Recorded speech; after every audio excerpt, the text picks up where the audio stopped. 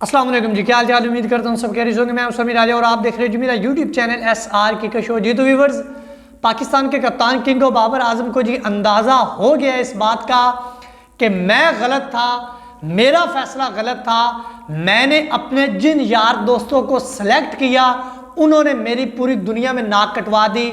मैंने बहुत गलत किया है अमाद वसीम और मोहम्मद आमर को वर्ल्ड कप के स्काउट में सिलेक्ट ना करके। बाबर आजम को अब इस चीज का अंदाजा हो गया बाखूबी कि मैंने बहुत बड़ा गलत फैसला कर लिया है, जो कि मैंने मोहम्मद आमर और अमाद वसीम को वर्ल्ड कप के स्काउट के अंदर सिलेक्ट नहीं किया। उस बाबर आजम को जिसने जिद लगा रखी थी कि मैंने तो भाई हसन अली को लेके जाना, मैंने तो भाई वसीम जूनियर को लेके जाना, मैंने तो भाई नवाज को ही लेके जाना, मैंने तो भाई शादाब को ही लेके जाना, मैंने तो टच से मस नहीं करना, मैंने तो सिर्फ इनको ही लेके जाना, ये ही मेरे फेवरेट प्लेयर है और यही मेरे मैच विनर प्लेयर है और मैं इसी के साथ जाऊंगा। अब बाबर को अंदाजा हो गया होगा जब उस बंदे ने अपनी आंखों के सामने फील्डिंग करते हुए ये सारे मनाजर देखे, जब हसन अली को धड़ाधड़ रन्स पड़ रहे थे, जब वसीम जूनियर को धड़ाधड़ रन्स पड़ रहे थे, जब नवाज खोकर को धड़ाधड़ रन्स पड़ रहे थे, तो बाबर आजम को बड़ा अच्छी तरह इस चीज़ का अंदाज़ा हो गया होगा। उसने रिलाई कर लिया होगा कि आई एम रॉन्ग, मेरी जिद गलत थी, मेरा फैसला गलत था, मैंने अपनी जिद को आगे रखा, मैंने पाकिस्तान का फ़ायदा नहीं सोचा। अगर मैं पाकिस्तान का फ़ायदा सोच लेता तो शायद मुझे इतनी मुश्किलात का सामना ना करना पड़ता। जो भी आज अब वो बयान दे ले बाबर आजम साहब, जो भी प्रेस कॉन्फ्रेंस कर ले, जिस तरह से वो मर्जी बात कर ले, कह ले जी प्रैक्टिस मैच है, जो भी वो बात कर ले, लेकिन अब उसको नेचुरली तौर पर, मेंटली तौर पर, अपने अंदरूनी तौर पे उस बाबर आजम को इस चीज़ का पता चल चुका है कि मेरी बॉलिंग इज ज़ीरो।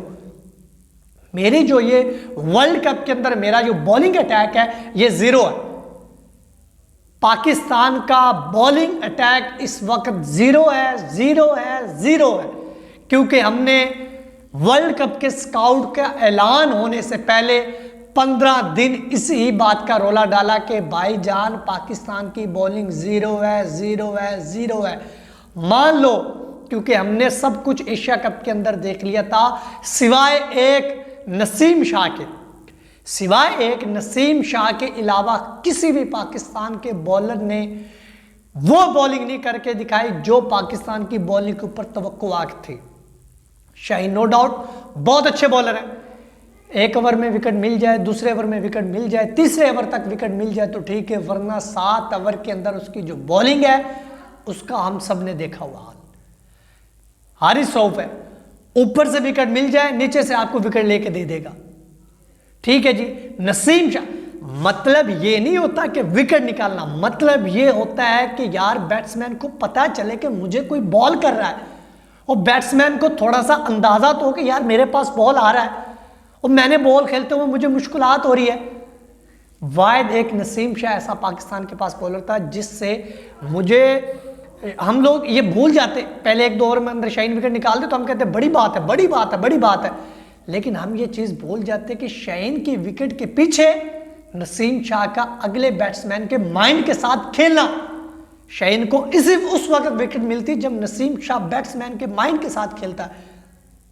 उसके बाद हारिस रऊफ का भी यही हाल है, एक आधे विकेट ओवर के अंदर विकेट जब निकलती तो हम कहते हैं कि सब कुछ अच्छा हो गया, लेकिन हमें उस तरह का बॉलर चाहिए था जो बैट्समैन के माइंड के साथ खेलता और जो तगड़ा बॉलर होता, तगड़ा प्रेशर को बिल्ड होने से पहले, अपने आप को उसके अंदर आने से पहले वो प्रेशर को निकाल फेंकता बाहर। हमारे पास तो ऐसा बॉलर ही नहीं, हमने तो इस तरह के बॉलर को नज़रअंदाज करके रख दिया, क्योंकि हमारे जो कप्तान साहब थे उन्होंने कहा कि नहीं जी। लेकिन अब उनको इस चीज़ का पता हो गया कि मेरी सबसे बड़ी गलती, मैंने इतने बड़े इवेंट के अंदर नज़रअंदाज किया अमाद वसीम और मोहम्मद आमर को, क्योंकि आपको इन्हीं के साथ जाना था, आपको शौक था, और जो शौक होता है ना उसका फिर जो नतीजा होता है वो बहुत बुरा होता है। शौक का नतीजा बहुत बुरा होता है। आपको शौक था कि यार मैंने हसन अली को लेके जाना, मैंने वसीम जूनियर को लेके जाना, और हम आपको दाद देते हैं, बाबर आजम साहब हम आपको दाद देते हैं, हम आपको ये नहीं कहेंगे कि आपका फैसले गलत है, हम आपके टैलेंट को दाद देते हैं, हम आपके एक्सपीरियंस को दाद देते हैं। अजान हो रही है, अजान खत्म होगी। अब इस चीज़ का बाबर आजम को बड़ा अच्छे तरह से अंदाज़ा हो गया है कि मैंने जो फैसला कर बैठा हूं, मैं गलत फैसला कर बैठा हूं। अब बाबर आजम के पास कोई ऑप्शन नहीं है, कोई ऑप्शन नहीं रह गया बाबर आजम के पास। अब जो होगा वो बाबर आजम खुद ही भुगतेंगे।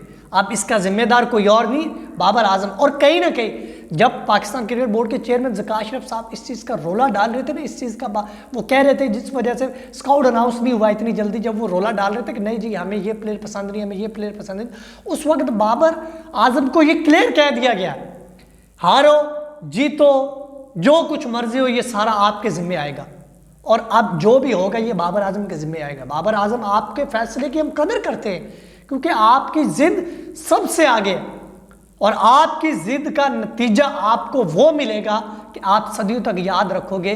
और यार 4 साल के बाद वर्ल्ड कप आता है, कोई 1 हफ्ते के बाद आ जाता है या 15 दिनों के बाद वर्ल्ड कप आता है। 4 साल के बाद वर्ल्ड कप आता है और आपने उस वर्ल्ड कप का भी सत्यानाश करके रख दिया। अब आपको वैसे एहसास हो रहा होगा, बाबर आजम को एहसास इस चीज़ का हो रहा होगा कि मुझसे बहुत बड़ी गलती होगी जो मैंने बाबर आजम और जो मैंने आमर और अमाद वसीम को वर्ल्ड कप के स्काउट के अंदर सेलेक्ट नहीं किया। पूरी दुनिया जिस वक्त खप रही थी तो मैं कम अज़ कम उनकी बात मान लेता। और यार आप लोगों की ज़िद सबसे आगे, अफजल आप लोगों की ज़िद है, बाकी कोई नहीं। ये चीज़ हमने रिलाई कर ली है कि बाकी भाड़ में जाए, इनकी ज़िद इनके सबसे ज़रूरी। अफसोस वाली बात है यार, पाकिस्तान का किसी को फिक्र ही नहीं है।